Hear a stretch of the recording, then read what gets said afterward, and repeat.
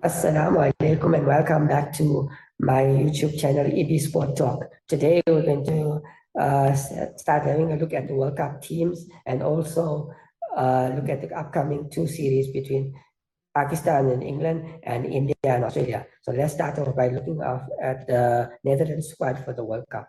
Netherlands squad is as follows. Let me just get the squad and I'll tell you now. Okay.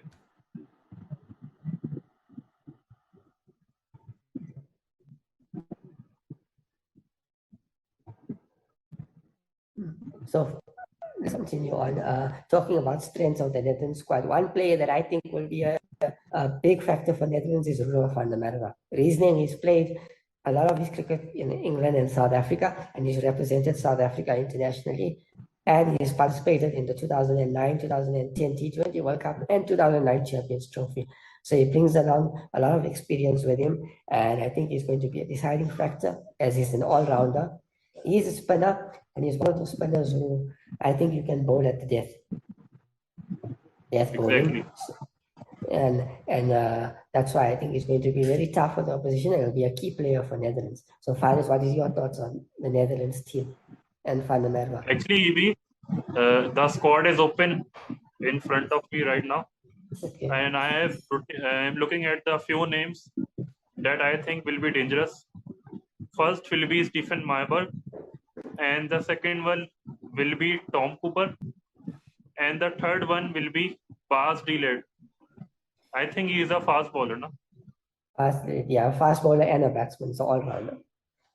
And Tom Cooper is also a rounder. I think he will be dangerous, and I think he will be crucial for the Holland boys so that he perform. In the last Monday, I think he performed very well against Pakistan, and they almost won. Pakistan barely won by, I think, 9 or 7 runs.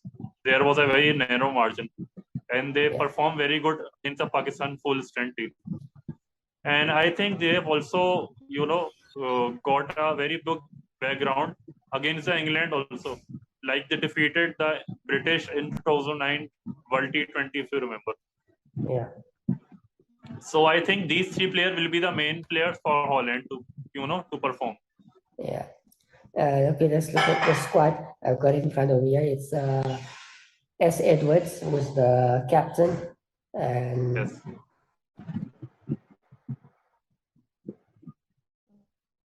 Wait a minute, I don't know what happened to the squad. I'll get it back now. I think there's Tom Cooper there, Bas the leader. Stephen Myberg is back.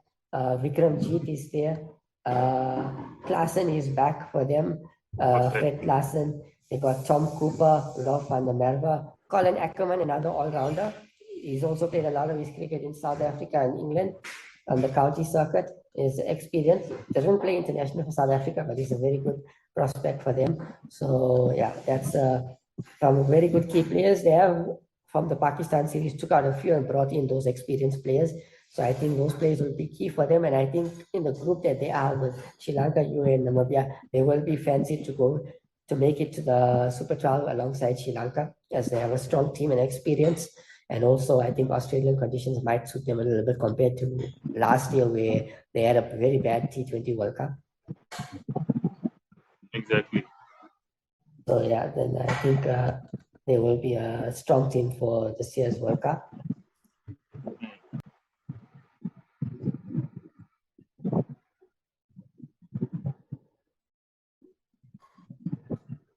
So what are your thoughts on the Netherlands squad as a whole? Actually, even like I told, like these three players I have mentioned, Bas de Leeuw, Tom Cooper, even Vikramjit Singh, and the third and fourth will be Stephen Myberg, Van der Merwe, and I think Colin Ackerman also. I think these guys are the main players for Netherlands, and I think they will perform. And I forgot one man to mention, that is Tom Cooper. He will be very crucial, as he can bowl and he can bat also in the middle, provide them with a good stable start. Yeah. And also another guy is Logan van Beek, the bowler, who's at the moment, he's a low order batter and he's a bowler. He's at the moment playing for New Zealand A in India. So getting experience there in a higher level. Actually, cricket into I am England. surprised that they have not picked one bowler, that is Kingma. He performed very well against the Pakis. I think Kingma might have been a bit of a tough choice due to his pace and Australian conditions. Yes, maybe. They went with Pringle, But he the bowled all-rounder. well. They went with Pringle, the all-rounder, and they got Logan van Wierk, and then Van der Gutten is back as well, the fast bowler. And Exactly. B. Glover is also there, and they went with S. Ahmed in the squad. And then they've got T. Daman Nura also in the squad. And M.O. Dowd was very good recently for them in the, I think, against New Zealand and England. He played some good innings. Against Pakistan, he was not there. I think he went to play the 100, but they've got him back as well. So I think they've got a good balanced side with a lot of experience. So I picked Netherlands as a side that's going to be joining Group 2, which has Pakistan, South Africa, Bangladesh, and India as the runner-up from Group A. That is what my prediction is. I see a good chance for Netherlands as the conditions suit them a lot. What do you think, Faris? Do you think they'll make it? I think it's very crucial for them to make it because in the past they have played very well, like as I mentioned in the 2009 T20 World Cup and many more tournaments. I think if they make it, they have got the potential and they have got the team. So let's see what will happen in the qualifiers now. Yeah, right. Let's move on to Pakistan versus England tomorrow. Pakistan versus Yes. England tomorrow. There's been people saying that Rizwan will be rested. Mohammad Haris will be playing as the keeper. Which position would you like to see Mohammad Haris batting if he plays tomorrow? Actually, Evie, to be very frank, I don't love Mohammad Haris at all because I think he has not, quite the good technique to bat in the international level. As you have seen his batting, I think he's not impressed very much against the Windies also in the last match, and I think the last series, sorry. And I Yeah. think in the matches against the Netherlands, he got it the best opportunity to perform to against a weaker side, but he again failed. So I don't think he will be able to perform. My best wishes are with him as a Pakistani, but I don't think he will be, pretty much impressed me with his batting. As an analyst, I didn't find his batting very good. And in the domestic also, like if you can see his career, he has not performed to, very mark. Like the way Sarfaraz Ahmed plays in his young days, if you compare to him in his young days, not the current age, I'm talking about the young age. So I think he performed in one of PFL matches also, and this is a very problem, with Pakistan cricket, that the players who perform in PSL for even 1 or 2 matches or even 3 matches, they are picked on the basis of that. That's I think very much injustice with the players who are playing, who are making their blood dry and making their sweat in the heat of playing domestic. So I think it's not a very good idea to play a very mediocre team. But I think I should convey good wishes to him. I am also being very harsh to him. Let's see how we'll perform. Yeah. So if Mohammad Rizwan is rested, opening slot is open, the position. So who would you like to see the opening? Would you like to see either Ali, Shan Masood, or Mohammad Haris come in as an opener? Actually, I would like to see, if Rizwan is not playing, actually I would have liked to see Shan Masood on the opening slot. But since Okay. Babar Azam takes the slot, it is going to be difficult. But I am hearing social media on the social media that Babar and Rizwan, partnership will not be there. As you have also seen that Rizwan is being rested. So I think Babar will also play one down. So let's see what combination they will, go with. And this series will be a tester for the T20 World Cup. Maybe if one of, partnership flies, you never know, they will fix this partnership and they'll go with the World Cup in the same partnership. I would like to definitely see Shan Masood there. Also, another one, maybe Shadab Khan, he picked up that injury on his head in the final of the Asia Cup. So he also maybe rested.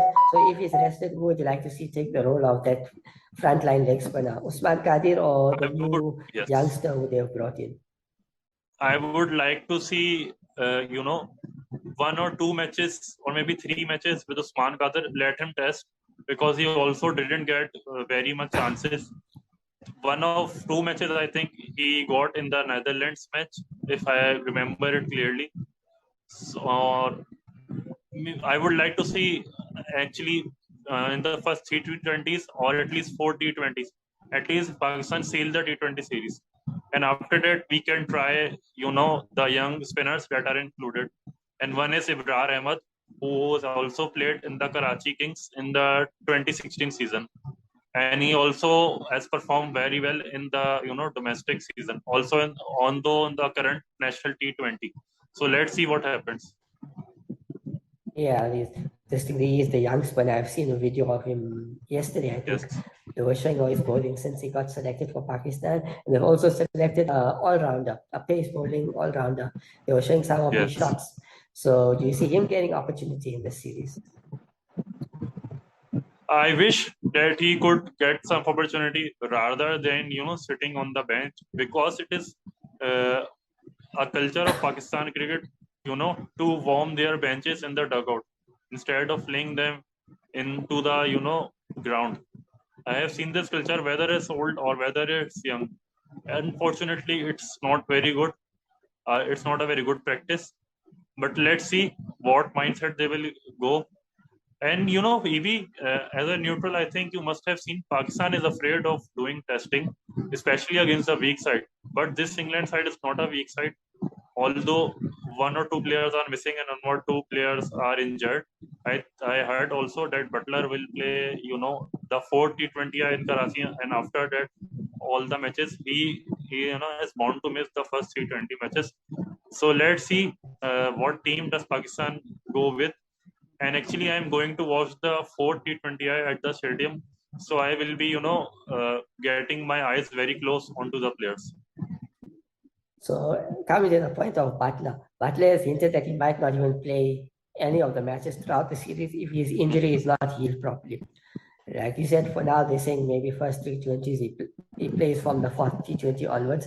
But he's also hinted that maybe he won't play at all. He's just come on tour to give experience and guide the youngsters in the squad. So as the captain of the team, this is his team to see the new options that they have brought along, because they haven't brought many of the options from the T20 World Cup squad, although there is, I think, 11 players that are in the T20 World Cup squad, but there is other options also. So Barclay is just here to see those options more than, I think, play. They're still managing his injury. So on that point, you might see Phil Salt and probably Alex Hales returning and opening. Alex Hales for It's a Salt very is good sign. still a dangerous opening combination, and I think England will come play the normal aggressive cricket. It's going to be testing for Pakistan. So what do you see main points for Pakistan in terms of tackling England's batting? Actually, Evie, like you have said, it is a very good combination to try, because Alex Hayes and Phil Salt have both played in the same team in the PSL in the last season also, and in the season before also. And in the 2020 season, Alex Hayes was a part of Karachi Kings that won the championship, the final at National Stadium. He was a part of the winning team, and Phil Salt has also got experience of playing in the Pakistan stadiums. In the PSL, he was a part of the Islamabad United. Although he didn't play much of the matches in the previous season, but in the season before he played a lot of matches. Also in the 2019 and also in the 2020, I have followed him closely. And in the 1 of 2 matches, he played very well for Islamabad United whenever he got a chance. Also, he is a very good keeper. If I think he kept in 1 of the matches. So let's see. I think they will be still dangerous with Alex Hales returning to the squad. I think England will also be favorite. But as you said, Butler is not there. But I still think they are in this. Pakistan should not take them lightly. Because their bowling is still quite strong. They got the all-rounders with Samka and Yes. Wali, Reece Topley, Adil Rashid, Moin Ali. So it's still a strong bowling attack, so we shouldn't take them lightly. And Topley also bowled well against the India series also, in the concluded India series also. Yeah, and the South African series. Yes. Yeah, and also we could expect to see Chris Wokes and Mark Wood sometime in this series as they look to prove their fitness for the T20 World Cup.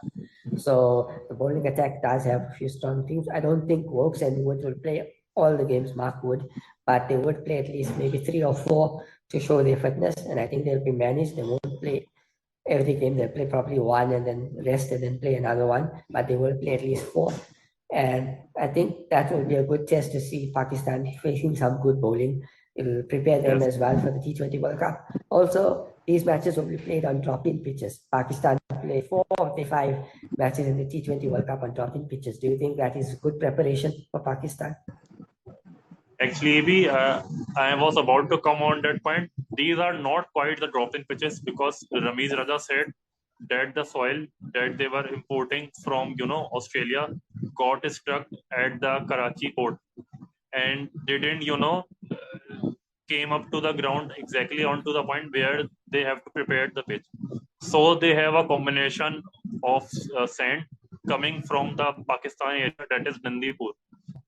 Actually, the salt coming from Australia got stuck at the Port Qasim, which is the main port of the Karachi and all over Pakistan. The goods came here, so it got stuck and could not transport it on to the time. But after this series, I am hearing they were applied on the pitches, and the drop-in pitches will be applied there. These are not quite the drop-in pitches, but these pitches I've heard that are quite good for batting and quite good for bowling also. So let's see on the first T20 tomorrow what will happen.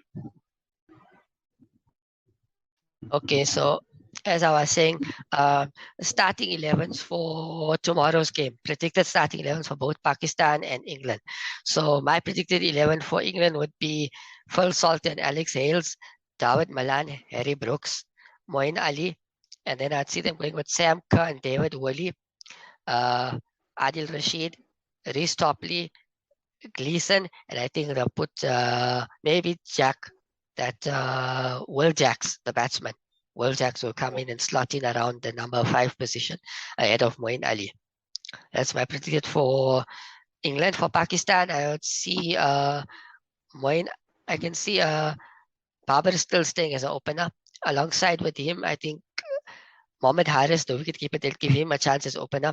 Shan Masood 3, Yadar Ali at 4, and then I think they're going to go with Kushdil Shah at 5, 6, Asif Ali, and then Shadab 7, Mohammad Nawaz 8, and then the bowlers Haris, Naseem Shah, and I think Mohammad Wasim Jr., if he's fit, will get a game tomorrow.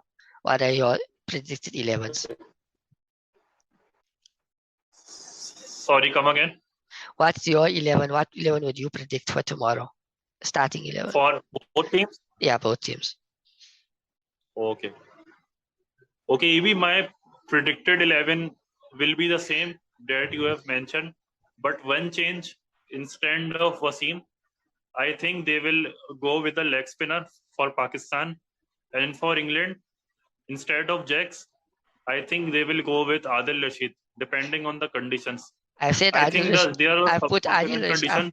I've put Adil Rashid in the team. Jacks is the extra batsman.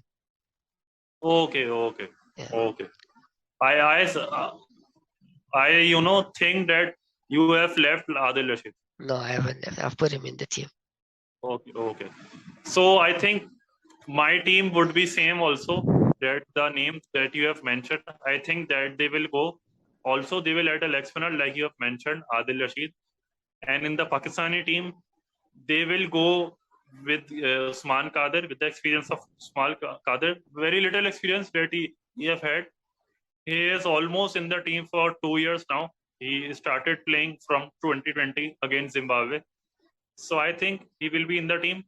And after winning the series, I think Pakistan will use youngsters. Like I have mentioned, Abrar Ahmed and the other one also. The guy with the, batting talent also. So let's see. All right. Okay, moving on. Let's just finish off with the India-Australia series. India, we saw Shami has been is sick. He tested positive for COVID, so he's out of the series. And India, they've decided not to go to young bowlers. They recall Shami. They've gone to Umesh Yadav. They're saying they're going for experienced bowlers who've played or got international experience. That's why they've picked Umesh Yadav. So what are your thoughts Also, on? he has the gas Yeah, to what are your bowl. thoughts on Umesh Yadav's return after 3 years to T20 international? EB, personally, if you ask me, I like him as a bowler with the pace and the action he got. Very, round arm type of action. So, if he is making a comeback after 3 years, I think it will be difficult to perform straight away. If the team is expecting him to perform straight away, I think it will be, not very good from him. Because if a bowler is coming after a gap of 3 years and playing in international cricket, so I think it will be, it's highly unlikely that he will be able to perform with the start of the match. So I think they have gone good with the experience because their youngsters were struggling. Like we have seen Harshdeep, like we have seen Avesh, and like we have seen many others. So that is why they have also not picked Siraj because he was getting his match also in the previous series also, like in the Zimbabwe series on so more. So I think they have gone with the experience and they are pretty much scared of trying youngsters now, at least in the pace bowling department, because India is struggling with the pace bowling department, and the batting is no problem and the fielding is also no problem, but the bowling is the main concern for them going into the T20 World Cup and also the series. On the point of Siraj, I think did want to call Siraj, but he's in England at the moment playing county cricket. Okay. So that's the reason why he wasn't called. And Umesh Yadav was in India. He just recovered from a quad injury. He was at NCA, the National Cricket Academy in Bangalore, so it was easier to call him, and he was pass fit. So that's why Umesh Yadav, the option So that they we don't you considered. think if a player is playing in county and if he's required to play in country, so why he is playing country? Like He was San given Masood also played county, but he is recalled. the reason he was playing counties, India said they're not going to use him going forward. T20 World Cup, he will be needed after the T20 World Cup. So they gave him a no objection certificate and sent him there. Umesh Yadav was also playing county, but he got injured. So he returned to India. And now he was available. And they had Umesh Yadav available. So they said, let Siraj stay in the county and play. And they took Umesh Yadav. What do you think of him, maybe? About Umesh Yadav? In short, if you can discuss. I think he's a good option, and I would have picked him over Siraj. Reasoning is he's a good, as he said, good bowler, got some good pace. He did well in the IPL this year. Also, with the bat in hand, he's improved a lot as a lower order batter. He seems to be someone you can depend on if needed. He can hit you a couple of boundaries, score a quick 20 of 10, 20, 30 of 10, 15 deliveries and win you a game. So, good option. And I think India also backing their experienced players is a good thing to see, and I think they're looking to make sure that they are strong enough and they challenge for the T20 World Cup when the tournament starts in Australia. Looking at Australian side, Tim David is expected to make his international debut in this series. Australia team is looking strong. Yes, they don't have Stoinis, they don't have Mitchell Starc this series, and they don't have Mitchell Marsh, but they still have a very strong side, good all-rounders. And I think they're going to be a challenge for India. So I think this is going to be a good series as well. Both matches start about the same time tomorrow, so it's going to be interesting to see. The India team, some controversy. They expect Sanju Samson fans said they're going to protest outside the ground because of he was not selected in the T20 World Cup squad. So let's see how that goes. What do you think about Australia side, Tim David's debut? Tim David debut is very important for them, and also EB, considering how he got into the team, he performed very well in the PSL and performed very well for the Multan Sultan. If you have watched PSL very closely, which you have, so he got recalled in the team because of that performance, and also around the world in the leagues he was performing very well, and Australia has got it an eye on him, and straight away they picked up in the team. Yeah. Also, in the background, I have heard he is from Singapore, but he is playing from Australia now. What is your thought on that? Yeah, he had a dual citizenship. He had citizenship in Australia and Singapore. And I think he was trying to get in the Australian team. And I think he wanted Australia. So I think it's a good for Australia. They found a player who they can depend on in the middle order and a strong player. So it's a good thing for them. And hopefully it helps them. And what is his performances about PSL? PSL he's done very well. I've seen him finish games very well for Multan Sultans. Also, I saw him play for Lal Qalandars the season before that, and he did very well when he replaced David Visa there. Exactly. Obviously, Qalandars decided to stick with David Visa, and Multan Sultans were the lucky team. They got him in the last season, and he did well for them as well. Exactly. Now, coming to the end of the video, let's just predict teams for India as well, India and Australia. So for India, I think Rohit Sharma and KL Rahul will open, Virat Kohli at 3, Sky at 4. At 5, I think they might go with DK.